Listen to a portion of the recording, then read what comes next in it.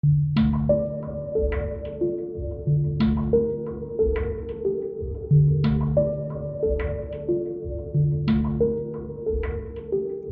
to the Underclass Podcast with Austin Picard. I'm an independent researcher who can't stomach being lied to on a daily basis by the mainstream media.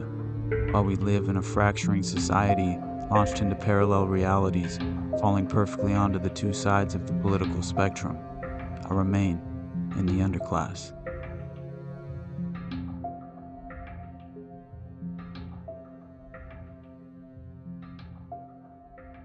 Basically, there are four elements that I have to receive information regarding. South of this address, are you going to check on that? 179, that's affirmative. We deserve. Marks the worst U.S. terrorist attack in history, the bombing of the Alfred P. Murrah building in downtown Oklahoma City. The explosion shook central Oklahoma, killed nearly 170 people and injured more than 400 others. Someone had detonated a Ryder truck filled with explosives outside the building. The only suspect actually charged in the bombing so far is Timothy McVeigh. Timothy McVeigh. Timothy McVeigh. Patriots Day, April 19th, 1995, 9:02 a.m., the second anniversary of the fiery end to the Waco siege. A Ryder rental truck filled with 4,800 pounds of ammonium nitrate fertilizer, nitromethane, and diesel fuel mixture detonated in front of the north side of the 9-story Alfred P. Murrah Federal Building in Oklahoma City. To this day, it remains the most deadly act of domestic terrorism in United States history and led to the death of 168 people, 19 of them children, and injured hundreds. 2 minutes before the bombing occurred at 9 a.m., a Water Resources Board meeting begins in a neighboring building, leading to an audio tape capturing the sounds of the blast a couple minutes after the meeting began. The after-action report filed by the Oklahoma City Police Department showed that 1/3 of the building was destroyed, collapsing the northern half of the building in roughly 7 seconds, creating a 30-foot wide, 8-foot deep crater on Northwest 5th Street next to the Federal Building. 324 other buildings within a 16-block radius had also been damaged or destroyed. The explosion would cause an estimated amount of $652 million worth of damage, resulting in extensive rescue efforts by local, state, federal, and international agencies. According to the Missouri University of Science and Technology, the effects of the blast were equivalent to over 5,000 pounds of TNT, and the U.S. Department of Justice would later report that the blast could be heard and felt up to 55 miles away. In the Oklahoma Department of Civil Emergency Management after-action report, they claimed that the contents of the first and second floors were blown against the southern portion of the building, while the third through ninth floors were initially raised by the blast and proceeded to pancake one atop the other at street level. When the dust cleared, approximately 1/3 of the structure was located in a pile of debris, measuring in some places 35 feet in height and running the length of the building. At the time of the blast, the Murrah building housed some 600 federal and contract workers, as well as an estimated 250 visitors in a child care development center. The official narrative would have us believe that in a defiant retaliatory crime of passion, 26-year-old Timothy McVeigh and 40-year-old Army buddy and former platoon leader Terry Nichols were motivated by the government's mishandling of the Waco and Ruby Ridge massacres, claiming that they were sympathizers of a militia movement, subsequently choosing the anniversary of the bloody end to the Waco siege as the date for the bombing. Episode 8. We find ourselves once again pulling at the inconvenient threads, unraveling the tangled web of lies meant to throw us off the scent for truth.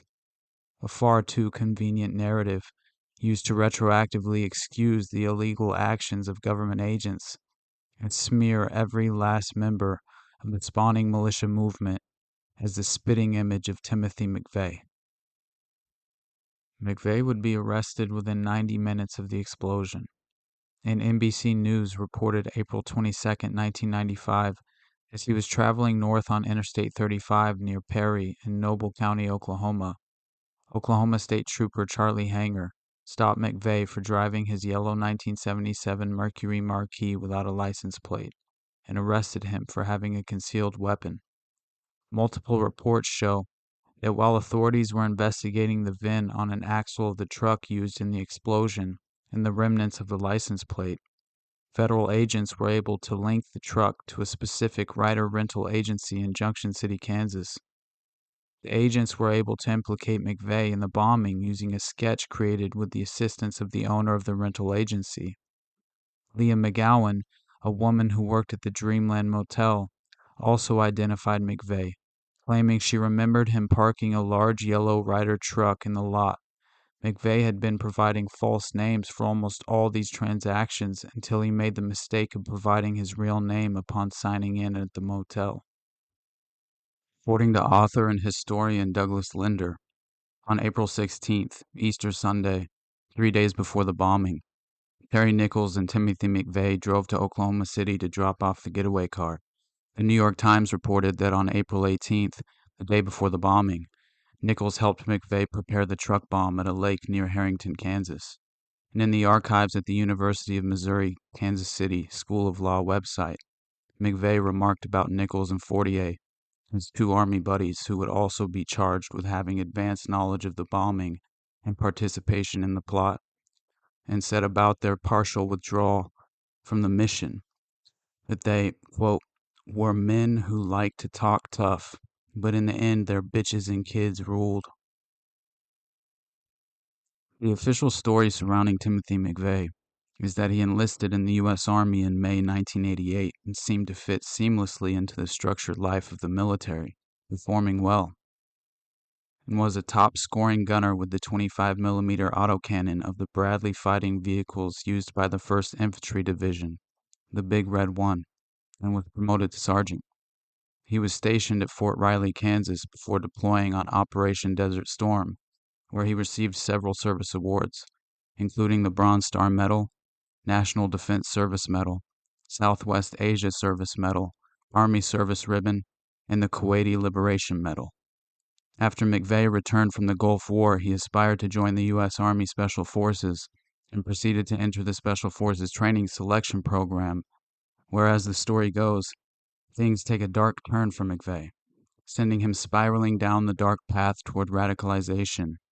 We begin to depart from the official narrative around this point as well due to the seemingly ignored reports conflicting with the accepted version of events in regard to McVeigh's life at this time. Following the Iraqi withdrawal from Kuwait, Timothy McVeigh, decorated soldier, would be assigned security detail for General Norman Schwarzkopf in Saudi Arabia, who at the time was Supreme Commander of the Allied forces for the Persian Gulf War. Suddenly, he was told to return to the U.S. His long-desired wish to try out for the Special Forces elite Green Berets had finally been granted. The official story claims that McVeigh washed out of Special Forces training due to being physically unready, telling other recruits he had injured his ankle, withdrawing on the second day of the 21-day assessment, leading to his decision to leave the Army with an honorable discharge in 1991. However, reported in the New York Times were claims made by McVeigh's mother and sister Jennifer that included a personal letter McVeigh had written to his sister dated October 20th, 1993. Quote, Grandpa McVeigh saw this. He never knew why, but one day I showed up at his door freezing outside in only sweatpants and in total, complete breakdown. Gramps, I'm sure, never told anyone about that day, and I respect him greatly for that, as I spent about an hour upstairs losing it. It was almost suicide at that point, but rage, but denial, but acceptance. All these feelings were battling for control. Now here's what led to my current life. It all revolves around my arrival at Fort Bragg for Special Forces. We all took intelligence, psychological adeptness, and a whole battery of other tests, out of a group of 400.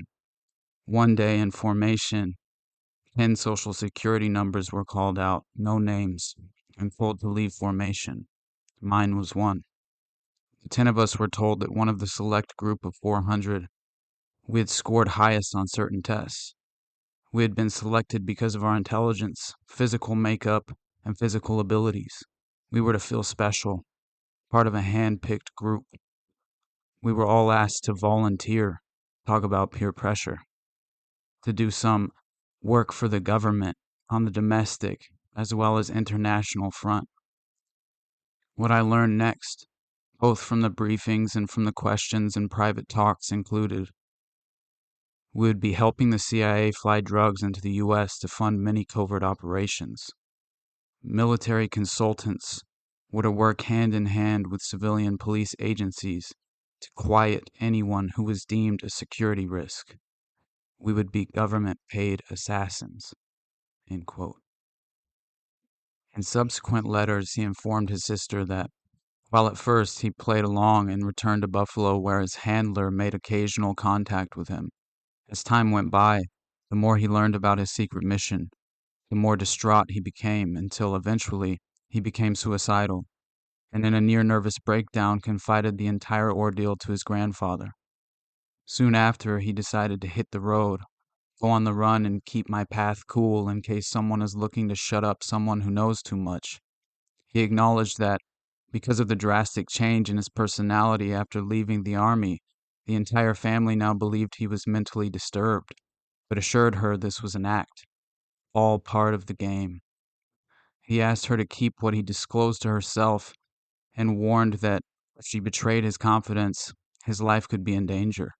He apologized if what he told her had fucked her up, but said that he had an urgent need for someone in the family to understand me, and needed someone to know, in case I'm found floating in a river. The Times article would make further claims that, even if McVeigh made up the story, his mother and sister seemed to believe it, as evidenced by the FBI recordings of their conversations obtained through bugs hidden in a motel room furnished by the FBI for their protection shortly after McVeigh's arrest, as well as telephone wiretaps of the McVeigh family's incoming and outgoing phone calls.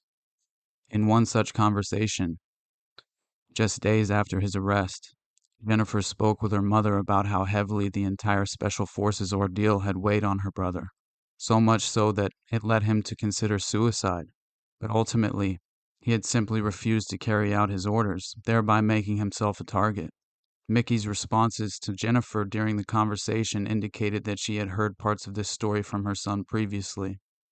Jennifer then went on to express her growing frustration with the FBI because, she explained, the agents continued to deny that her brother had actually been accepted into the Special Forces, fortuitously adding that, although she provided the FBI with records that proved it, she feared they had destroyed them.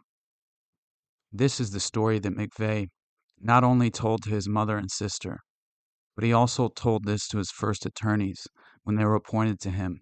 He told them that he was working in an official capacity as an undercover operative for the United States government. Later on, McVeigh would tell the same story to a fellow inmate on death row named David Paul Hammer, who said in an interview on The Scott Horton Show, April 30th, 2010, The first thing is, I can't tell you or your audience that I know Timothy McVeigh was telling me the truth. What I can tell you is that I, through others on the outside, have spent countless days trying to verify the things that McVeigh told me. And I didn't just take him at his word. And I can't say that he's telling the truth, but much of what he told me has now been verified. And the other thing is, the government is trying mighty hard to keep me from telling this story. They've gone to great lengths, as you know, to keep me quiet. And but to address the issue of the major in Poindexter, according to Tim, he reported for Special Forces training, and when he reported for Special Forces training, he met a person who he had known previously in the Gulf, who he referred to as the Major. I tried repeatedly to get him to give us the identity of who the Major was, and he never did that.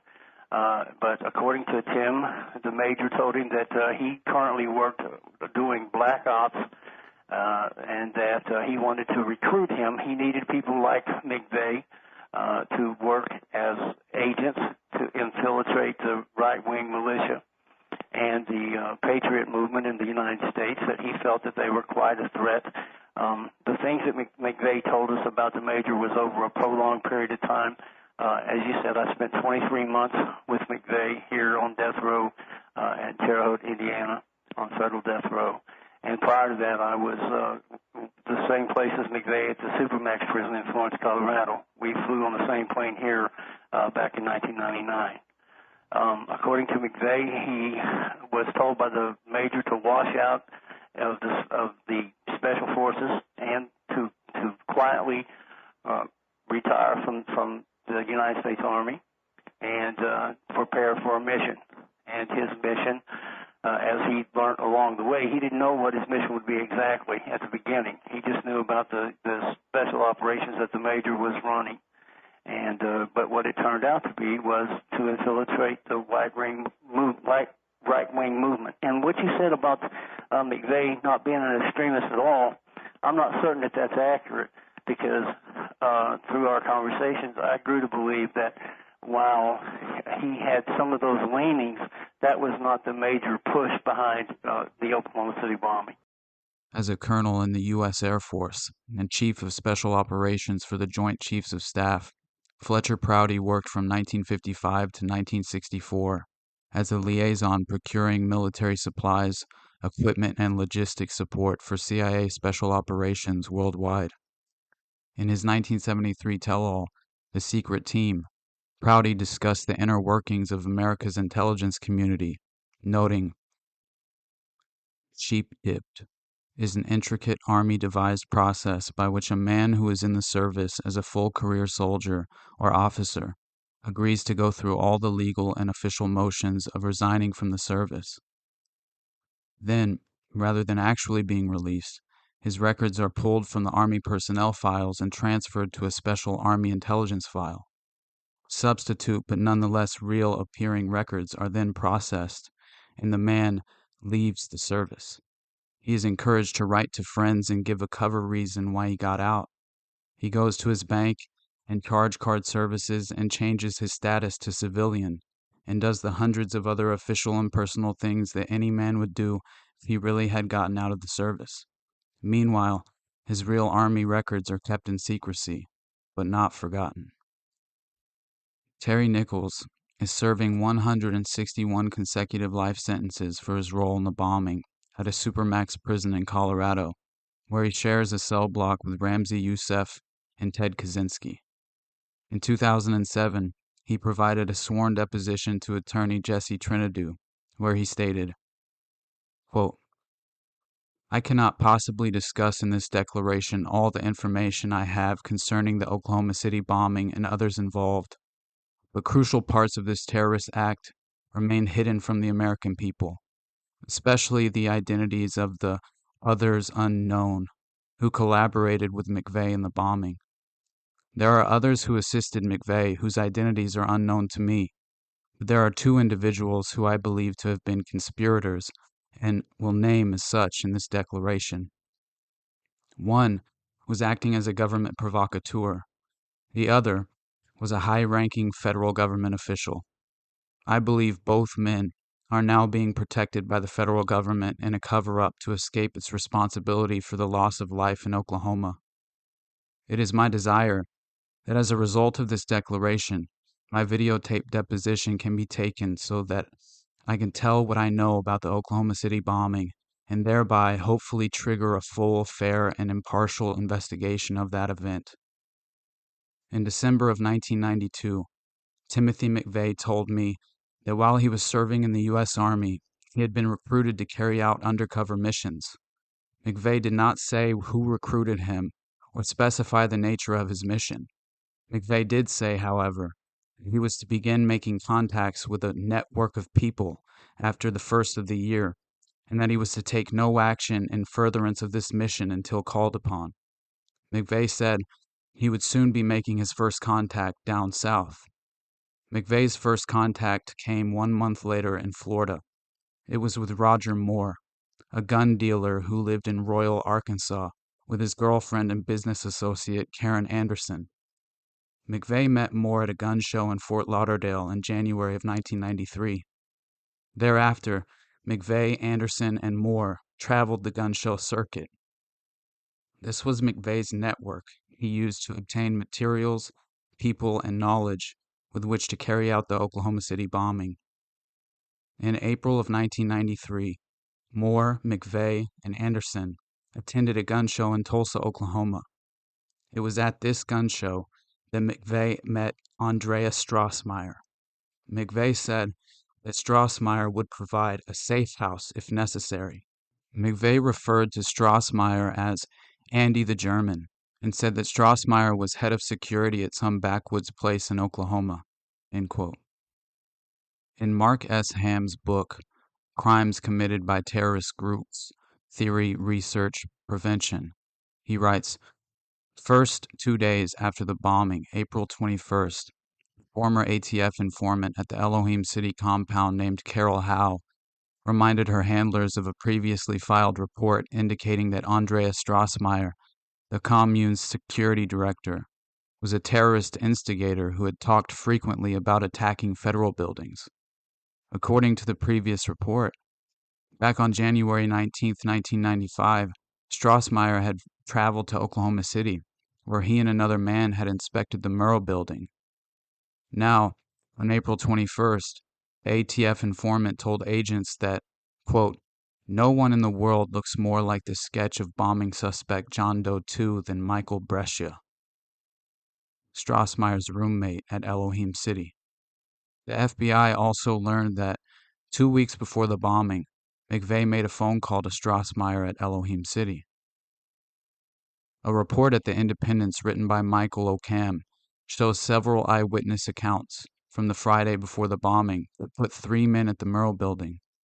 They took for maintenance or utility workers, working in a reserved area of the underground parking structure.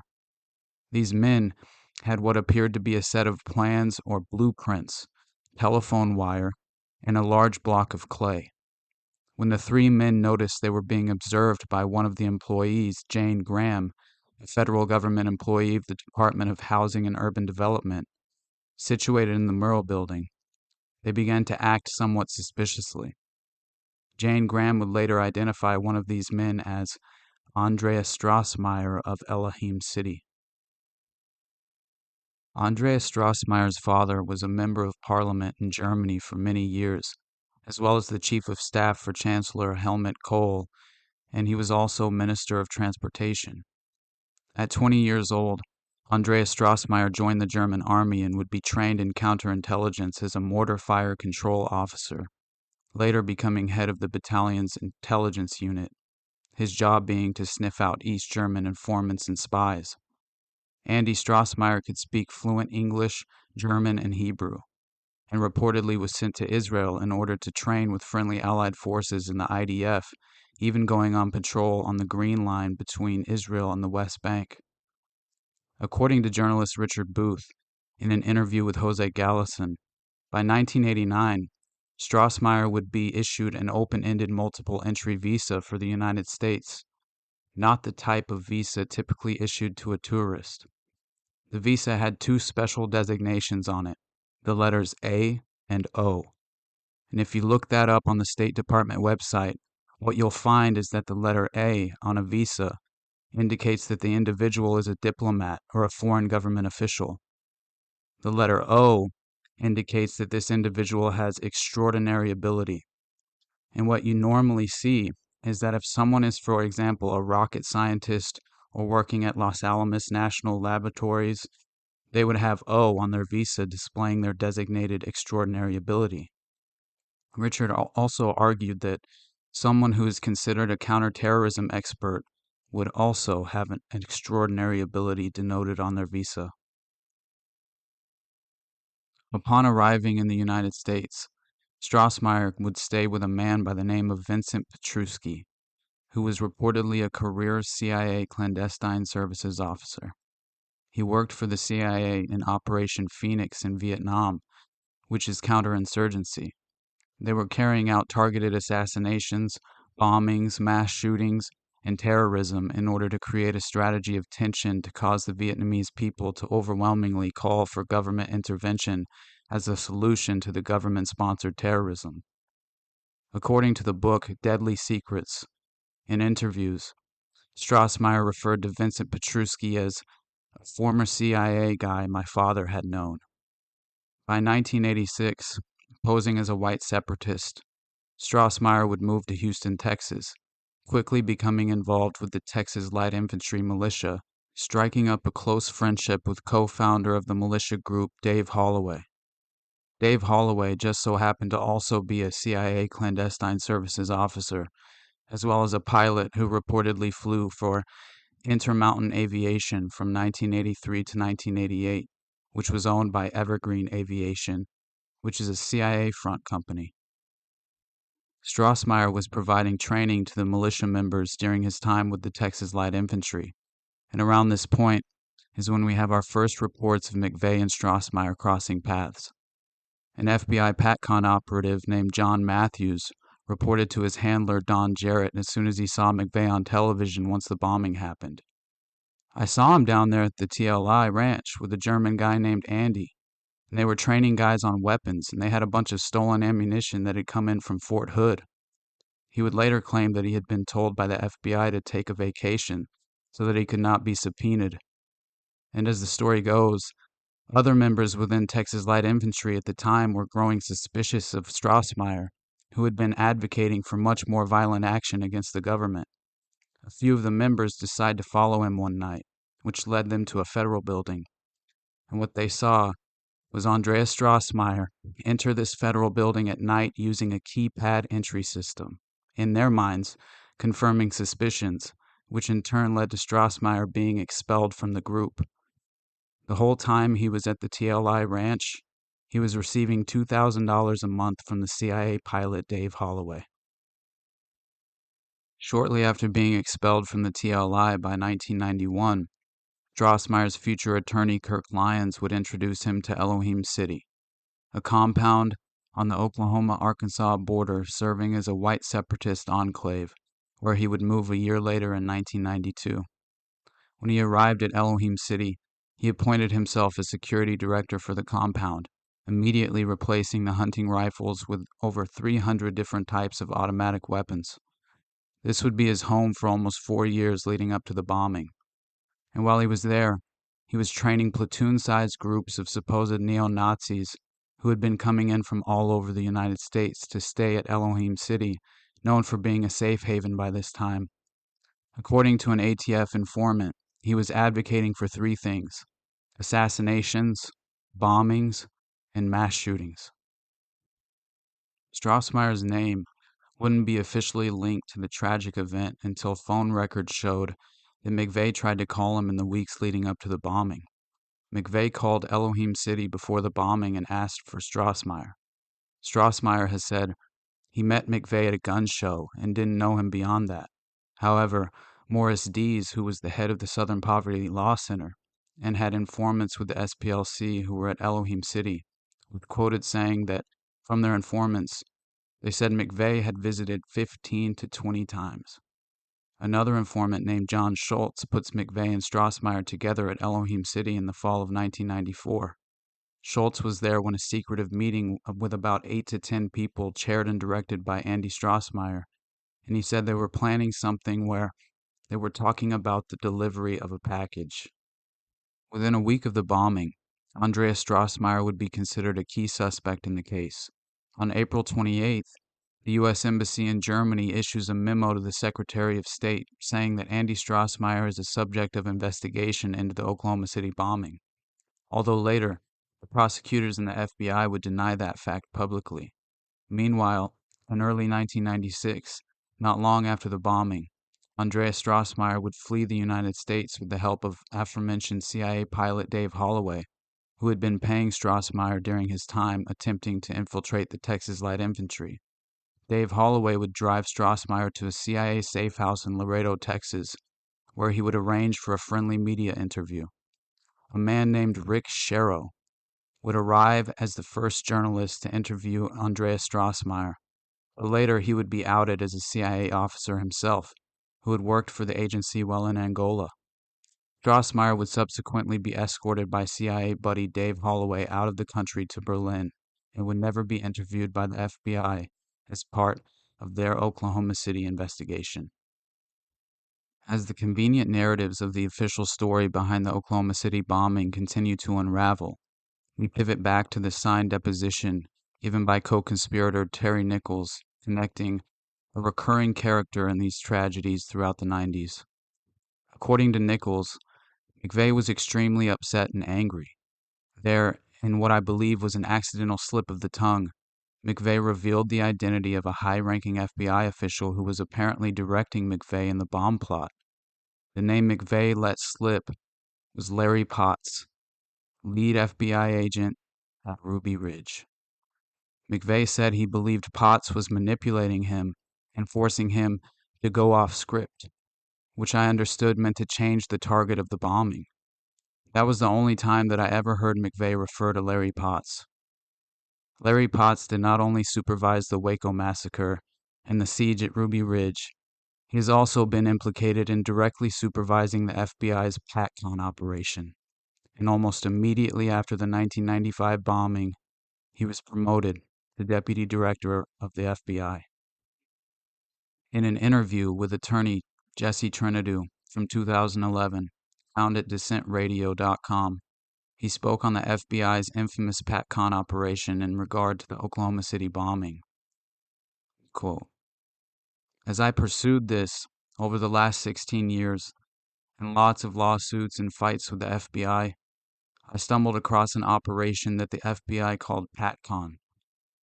PatCon was an acronym for Patriot Conspiracy, and the FBI began to distance itself from PatCon when I was probing.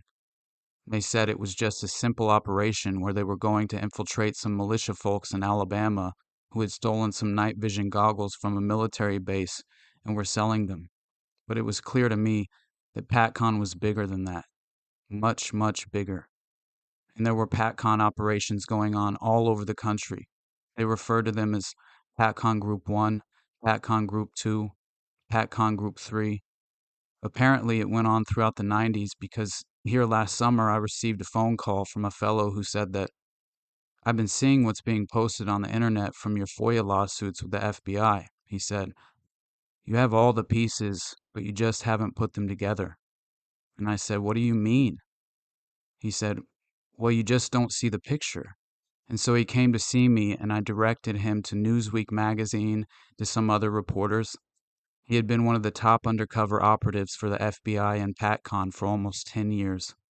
He had infiltrated some 23 groups. He started out believing it was the right thing. He wasn't, so many of these informants are people who are caught in the act of committing a crime and are forced to go undercover for the FBI. He did it voluntarily because he thought these hate groups, what they described to him as hate groups, were dangerous. In hindsight, he said, looking back on it, he sees now that the agenda was to infiltrate and incite the militia movement, the right-wing Christian movement, to violence, so that the Justice Department could crush them.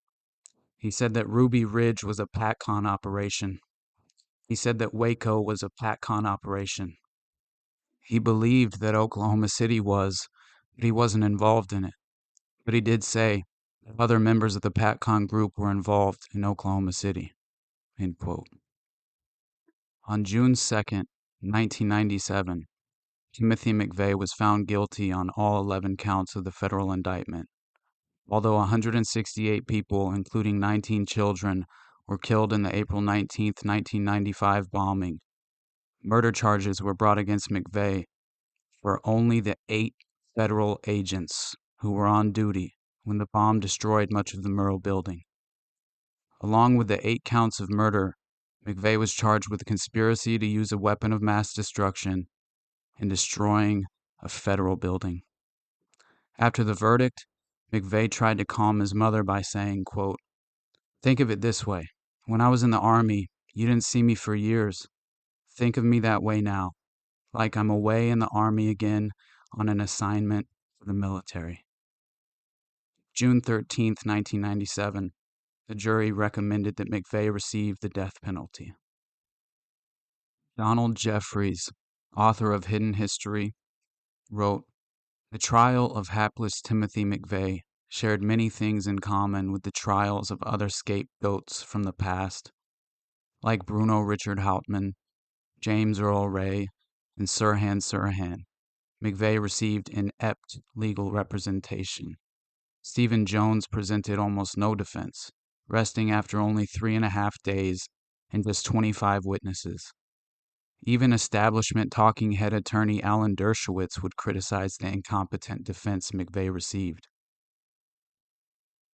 Ultimately, our goal today was to meticulously deconstruct the false narratives surrounding Timothy McVeigh and the motives attributed to the Oklahoma City bombing.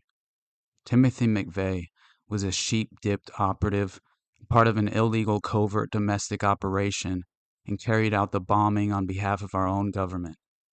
While on death row, McVeigh officially requested to not have an autopsy performed on his body after his execution. Autopsies are typically standard after federal executions. His request was granted. And according to David Paul Hammer, we should even question the reality of McVeigh's execution, claiming, quote, "He told us many times he would vacillate on this issue from time to time, but his main thing was he was not going to be executed, that the major was going to have someone infiltrate the execution team, and that he would be given drugs that would feign the appearance of death. And he says the CIA and other people use these drugs, and that they would be taken out, and he would be given some kind of medication that would counteract the other, and that he would be rewarded for serving his country." It sounds a little bit far-fetched, but I mean, I've talked to several people who witnessed the execution, including Janie Coverdale, and she doesn't know one way or another whether Tim was executed.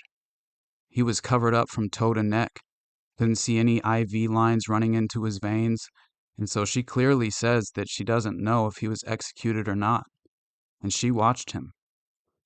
So I don't know if Tim McVeigh is dead.